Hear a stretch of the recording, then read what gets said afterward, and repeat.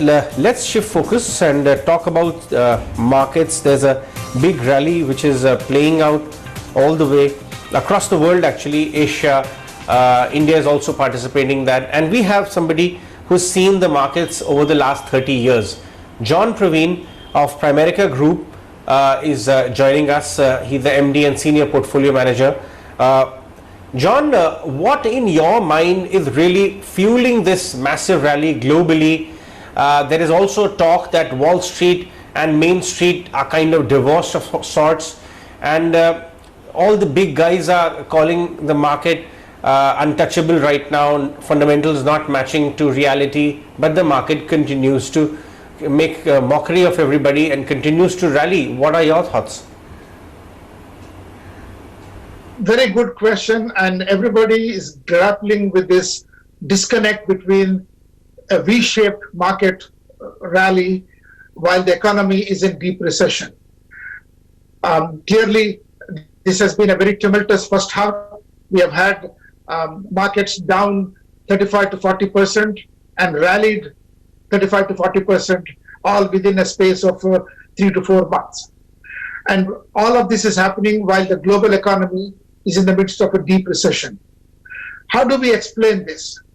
Now, clearly, the central bank policy response has been very, very aggressive, both by the central banks as well as by the fiscal authorities.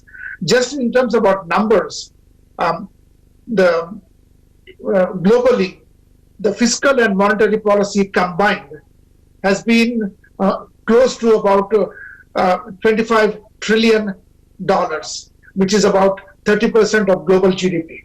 In the US, the numbers are even bigger, about 44% of GDP, 9 trillion, combined fiscal and monetary stimulus. In Europe, 6 trillion, that's also about 44% of Eurozone GDP. So the tremendous amount of liquidity that has been provided and the backstops that have been provided by the Federal Reserve, the ECB, by the US government and the European governments and governments all over the world, that has been clearly a factor.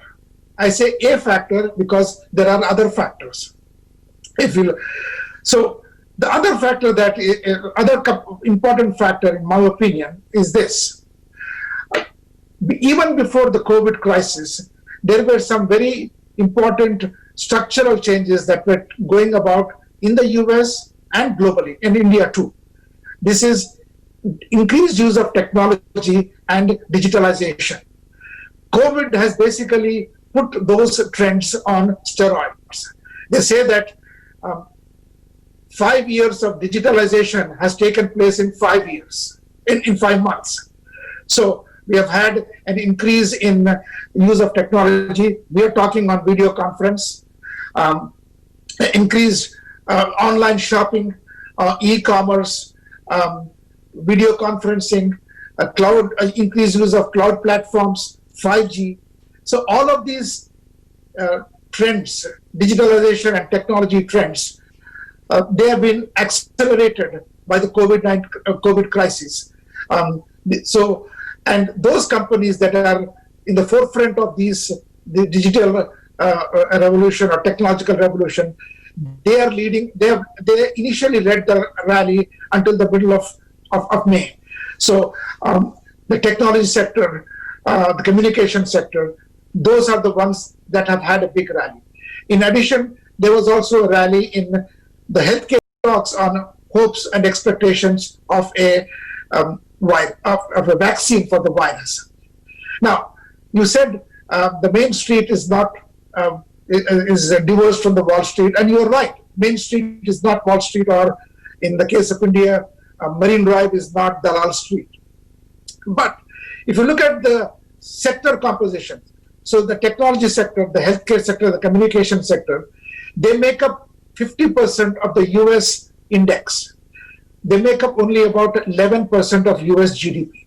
On the other hand, sectors that have struggled, industrials, real estate, leisure, transportation, these sectors, and then the government sector, they make up just about 10 to 15% of US GDP US stock market, but they make up 50% of GDP. So this disconnect can be understood, explained, at least in the case of the US, in terms about the big share of these technology, healthcare, and communication companies in the market, and a smaller share of them in the GDP, and a small share of the struggling sectors in the market, but a bigger share of them in the economy. That is the another reason to explain this disconnect between the market rally and the economic recession. Right. John, so in such a scenario which you are painting for us, what's the ideal portfolio strategy if one were to talk about a little 2-3 years far out? With a hypothesis that there could be some amount of advancements as far as a cure or a vaccine for COVID is concerned, and the recovery also starts taking much more grip over the world. What are your thoughts on risky assets globally with that view? So let's look at first just the near term and then just go a little bit to the longer term. So we have had a big rally. So the question becomes, what's next? So for the markets to continue to rally, we need a follow through on the economic side. We would need to see the economy beginning to rebound. And the trajectory of the economic recovery in the US and globally is probably going to depend upon two factors. One is how quickly they're able to control, bring the infections under control, and what is the risk of a further resurgence of cases and the risk of a second wave.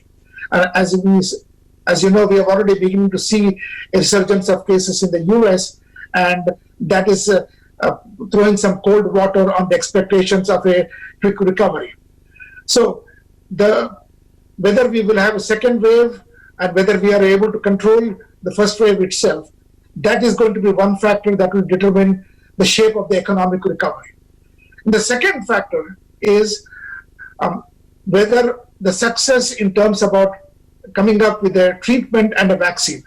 If we have success in terms about in coming up with a treatment and a vaccine, then we will probably see a faster recovery. So whether we will see a quick recovery, economic recovery, or a slow recovery is going to depend upon these two factors. I would call it as virus versus vaccine. And whichever is going to trump or whichever is going to win is probably going to determine the shape of the economic recovery. And the shape of the economic recovery will probably determine where risky assets, stocks, and credits will go in the next 6 months.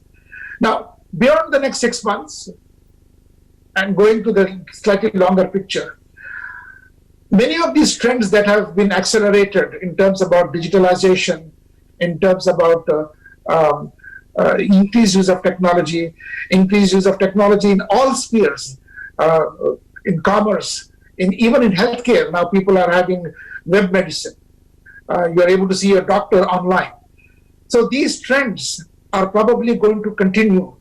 They are not going to be, once the COVID crisis ends, people are not going to stop using doing video conferencing. People will feel that, well, instead of meetings, we will have more of video conferences. So these trends are going to continue. They're going to accelerate. And therefore, those sectors and those markets that are in the forefront of those kinds of technological and digital revolution are probably going to do quite well. And we might probably see some sectors and some industries that are probably never going to come back. So what is going to happen in the long run beyond the crisis, this crisis, is the outlook is going to depend upon how these technological changes are going about and which sectors, which countries are capitalizing on those trends. John, there's a big rally which is playing out in India as well, as we can see right now. Almost 10,800 being knocked on by the Nifty. and large cap stocks are doing phenomenally well. What's the outlook on Indian markets? Which kind of stocks do you like? And going forward, how do you see the profitability profile as well? Because it's likely to be hit for a prolonged period of time for corporate India. Well, in the near term, clearly, the outlook for the Indian market is probably going to depend upon the success in terms about controlling the virus and bringing about reopening, rolling back the lockdowns and then reopening the economy. I mean, in the near term, clearly, India's GDP is probably going to suffer like many of the other developed and emerging markets. And then we are probably going to see the hit to the GDP also translating into a hit for earnings. So in the near term, those are the headwinds. But once India is able to successfully control the pandemic and then move beyond, I think that the outlook is probably, the medium-term outlook is good for two reasons. One is that India is also probably going to be capitalizing on the digital expansion or the increased use of technology. India, among the emerging markets, has one of the best tech sector, communication sector, and they will be, and if they are able to capitalize on this digitalization, then we will probably see India doing very well.